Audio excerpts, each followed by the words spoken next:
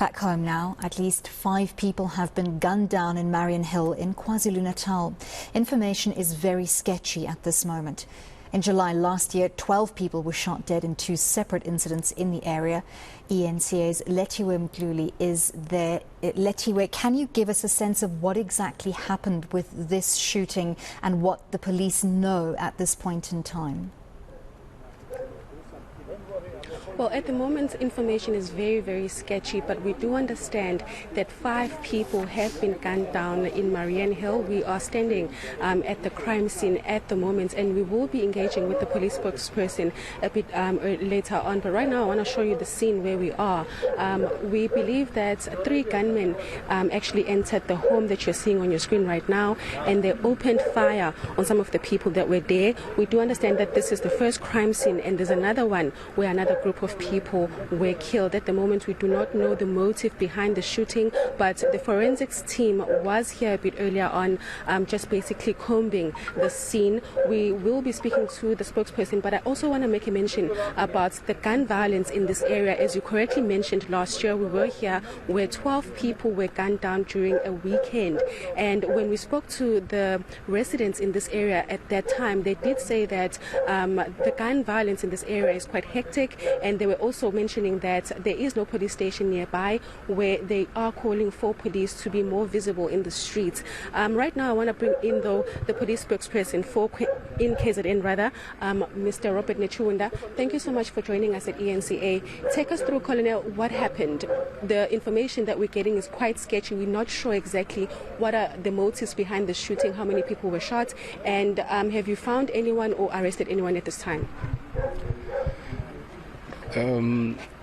Late in the afternoon, we received calls of a shooting in this area, and on our arrival here we found that 2 people were shot dead and 1 was injured and was rushed to hospital at the first crime scene.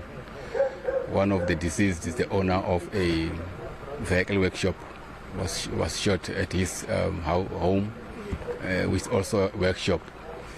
Then at the second crime scene, just 2 streets away from here, the same gunman are said to have shot and killed 3 people.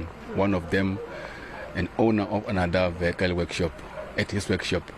And the 2 were working at the time when they were shot. So yes, we got 2 crime scenes, 5 people shot dead and 1 injured. At this moment, do we know the motive behind the shooting? We do not know the motive behind the shooting at this stage. Although as the police, since we've been here, we've managed to investigate initially and established what could be behind. But at this stage, you don't want to speculate.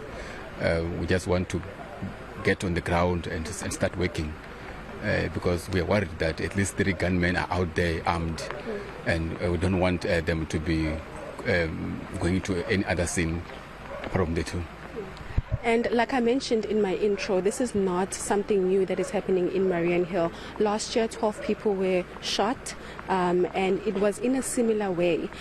Right now, we are at a scene, but there's another crime scene, and the residents have raised the issue of not seeing enough policemen on the ground and also not having a police station in this area. They're also saying that this might be drug-related.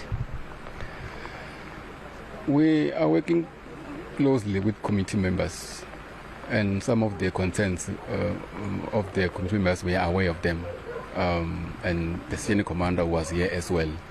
Addressed a few of them, and they understood that we need partnership with committee members, because we are not going to have, or at least at this stage, we don't have enough members to cover the entire area all the time.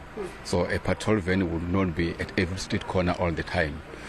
Committee members, we urge them to come together, work with the police, be part of the community policing forum, and also give us information, because we believe that firearms which are in the communities, in the wrong hands, someone knows something that this person owns a firearm, it's illegal, because if you're in a legal possession of a firearm, somehow you'll brandish it because you want to feel big or something like that in the communities. So we urge community members to tell us, so that we come and confiscate those firearms, because they are the ones who are causing scenes like these ones.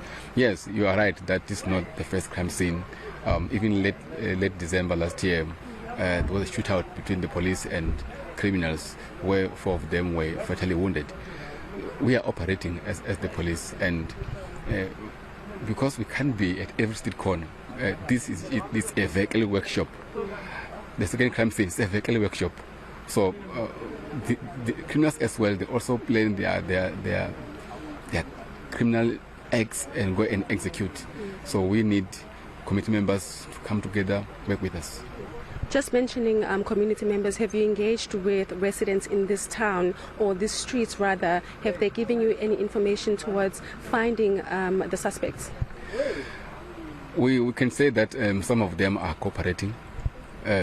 Some of them are scared because they believe that maybe the criminals will come to them later. So we will urge them. We'll speak to them, and those who are cooperating, we are happy that they are, and they're giving us valuable information. That's where we know that is 3 gunmen who killed people here, use the road then to the next crime scene, shot people. So we are happy that at least some people are giving us information. We've engaged with some of the leaders in this community who wanted to remain anonymous because they are fearing for their lives. They don't want these people to know that they're giving information to the police and also to the media as well. They are telling us that this is not the first incident this week. Just 2 days ago there was another shooting and there were people killed. It's a daily occurrence that is happening here. What are the police going to do to try and curb this gun violence and also this crime, especially in this area? Every day when we report for duty is for the safety and security of our communities. We do that daily. We operate daily. We patrol daily. And as the police, we will be pleased if some of the information that leaders, community members are sharing with the media could share them with us. They don't need to come physically and tell us tip-offs. Use our 10111 numbers, well known. Use my SAPS app. Give us tip-offs there. We'll follow up the information and make the arrest. We understand their fears, but we cannot compromise people's lives because of fear. Let them. We've got at our stations a box where they can go and put their suggestions there. We open those things and read, and we're going to operate.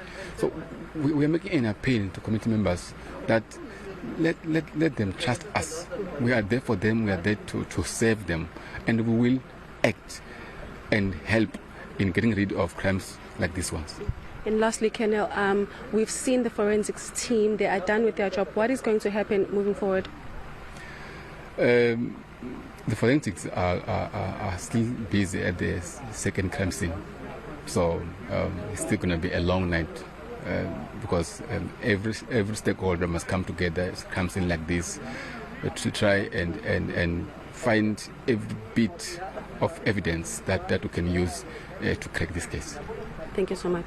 You're welcome. Well, there you have it from the KZN spokesperson for the police here in KwaZulu-Natal, Colonel Robert Mdluli, just basically taking us through what exactly happened at these 2 crime scenes. Like he said, the forensics team is at the second crime scene as we speak, and they are combing there as well. It's believed that it's the same gunmen, the 3 gunmen that came here that went to the second scene as well and committed these crimes. Like you mentioned, this area is known for the gun violence and also the crimes, as you mentioned, that last year 12 men were killed not so far from here, and we were here talking to the community, and they were saying that they are fearing for their lives, and there are allegations, or they are fearing that there's gangs in this community that is terrorizing the community, and also they are saying that there's a lot of drug violence in this area as well. But we will try and speak to more residents tomorrow and also engage with some of the families just to find out how they're feeling and if they do know what could have led to the shooting. Thank you very much, Lethiwe. Perhaps you could also ask the Colonel if they are going to release a description of the 3 gunmen based on reports from community members. That would be very helpful if those suspects were still in the area. Thank you very much, eNCA's Lethiwe Mdluli, coming to us from Mariannhill in KZN.